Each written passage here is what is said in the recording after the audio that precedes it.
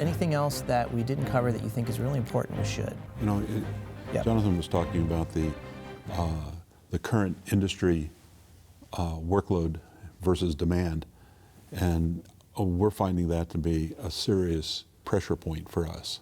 We think that there's a great demand we have is actually starting to pull students out of the program a little too preliminarily. So we're hopeful that we can get students through the entire scope of the program, where they can go out as fully competent cybersecurity specialists or automotive techs. So you have students in your program that after, say, a year, or maybe not even that long, there's recruiters coming in and actually taking them out into the field already. Absolutely. Wow. We don't have, I've said this, and I don't think we have an unemployment problem. We have an under-preparation problem. And if we can make sure that the skill set to go to work for Findlay Toyota is complete, then we can guarantee, yes, we can say, Findlay, come on down, we've got the right people for you. Yeah.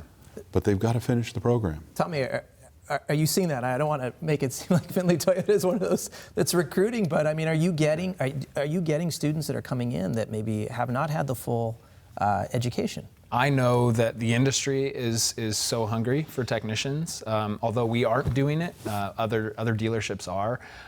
You know, over the last 3 years, we sold more cars in the United States than any other 3 years combined. So there's more fresh vehicles out on the road that are going to age with time and are going to need service and maintenance and repair, and so the demand for technicians is only going to get greater as time goes on.